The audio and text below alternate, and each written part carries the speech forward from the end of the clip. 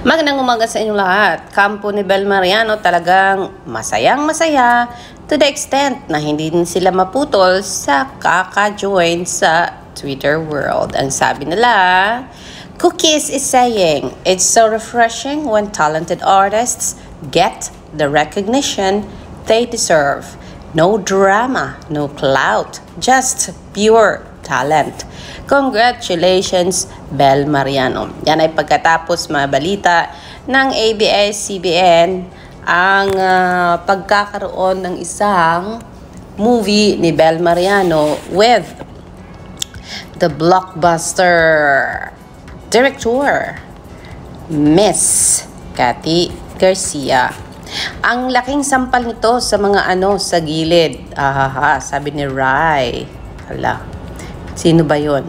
May we give Donnie the same grace we are giving Bel. Amen. May pa-pray pa sila. And yes.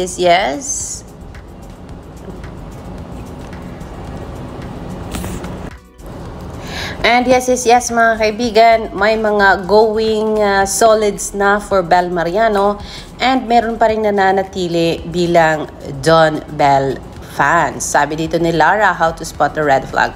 Growing individually yet always growing together, Donnie and Bel prove that love isn't about losing yourself but finding more of each other. Their journey is a testament to two souls evolving side by side without even drifting apart. Ang sabi kasi nila, they are so happy na mismong si Donnie ang tawag dito, nagsabi sa press na may magandang proyektong pagkakabalahan si Bel at hindi niya lang sinabi kung ano yon. Pero yun pala ay isang napakagandang project ang gagawin ni Bel Mariano with star-studded daw talaga ito with Cathy Garcia. Akala natin ay magkakaroon na siya ng concert dahilan sa magbe-birthday na siya. Pero iba pala ang project na gagawin ni Bel Mariano. At ito ay ang pagkakaroon ng isang movie na ang target daw nito ay international scene or international viewers. Wow! Congratulations, Bel. Pero pinag-usapan daw nila ni Bel at ni Donnie ang pagkakaroon ng mga solo projects, mga kaibigan. Kung kaya, narito ang clip ni Lara for that. Let's go and watch this TikTok video. Daw muna niyang sinabihan na mag-PPG siya. Yes. Ano naging reaction mo Sa nun? shoot kami, syempre natuwa ako. I saw how he judged in Showtime, and from there on, I saw that he was actually capable of doing that full-time show na Right. napaka-wow big talaga. And I'm just so excited to see it and watch it. Ayan, supportive na supportive ang isang Bel Mariano para sa isang Donnie Pangilinan, mga kaibigan. So, sa nasabi ko nga, kung merong Don Bel pa rin na fans na sobrang solid para kay Bel at saka kay Donnie, meron ding solo na, mga kaibigan. Alam nyo ba? O diba? Sasabihin ko sa inyo para malaman ninyo. Ang sabi ng mga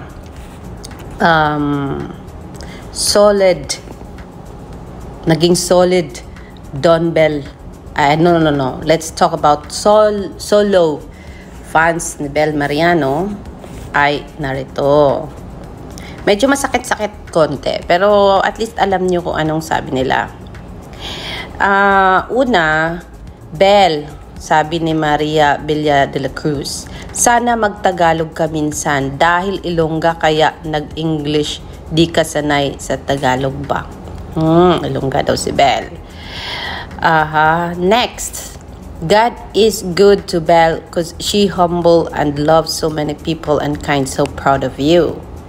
Next, God bless you always, Bel, kasi mabait ka at napakagaling mo. We always go for Bel. Sabi pa ni Josie Suplado, if bubuwagin, full support ako kay Bel than Donnie. Aba. Tapos sabi dito ni Nita,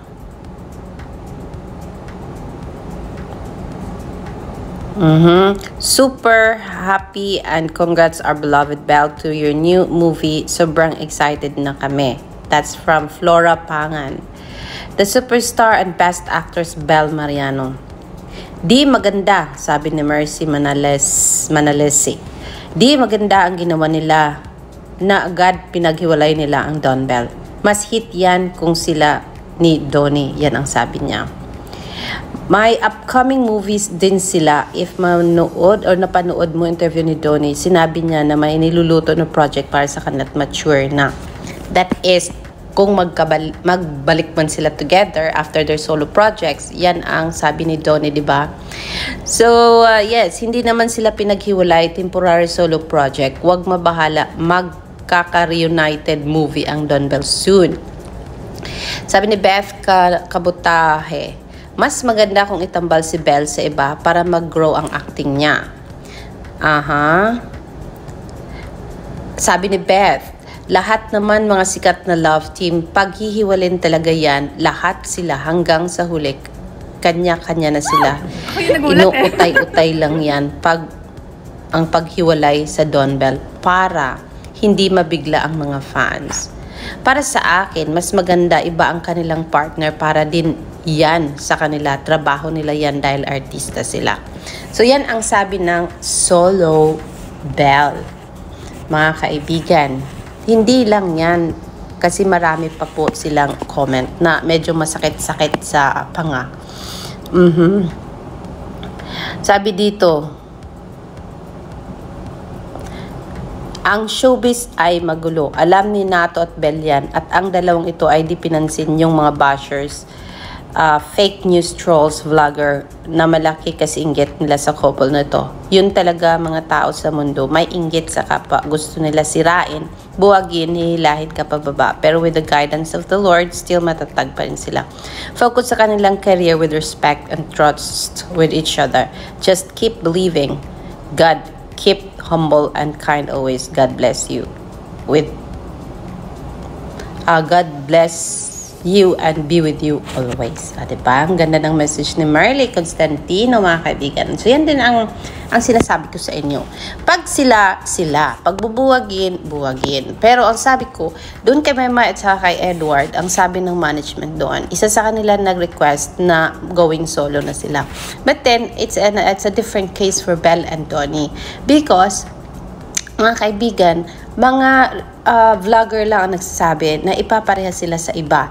At hindi naman officially galing yan sa dalawang bata na galing kay Donnie at saka kay Belle. Ang sabi lang naman nila, they are up to some projects na talagang magbibigay sa kanila ng growth sa career nila sa show business. So, I don't think it's a hindrance kung maging solo or love team sila. Pwede naman kasi, just like what Donnie did, gumawa sila ng Gigi. Tapos, sila pa rin ni Belle. Gagawa ng solo project si Belle. Pero sila pa rin ni Donnie. Ang sabi nga ni Belle, distance will make your heart fonder, diba? Parang may hidden truth sa sinabi ni Belle. So, may pagkakaintindihan sila. Ang issue lang naman is yung mga fandom na gumagawa ng kanya-kanyang version about this rumors and tawag dito, controversy. Ginawang kontrobersiya.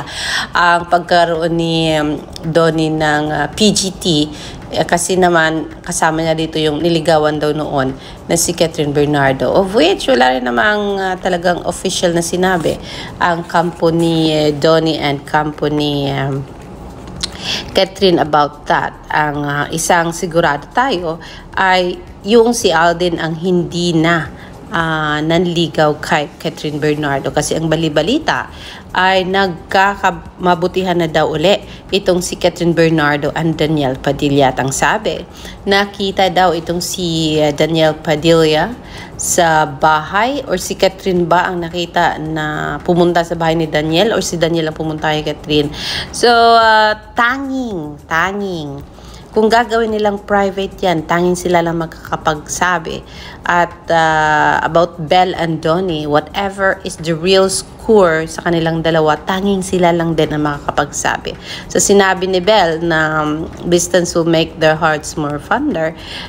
Parang sinabi nila na they will be becoming more stronger pag yung hindi sila magkakatrabaho always sa mga projects together. So, yo!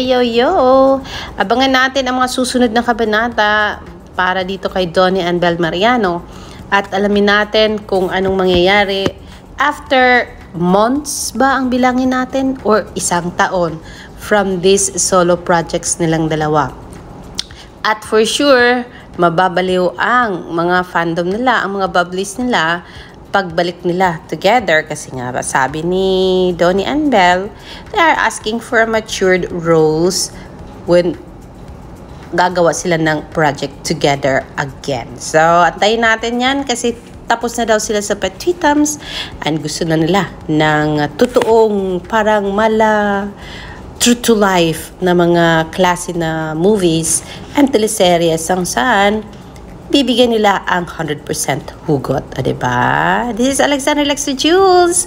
Magandang umaga po sa inyong lahat.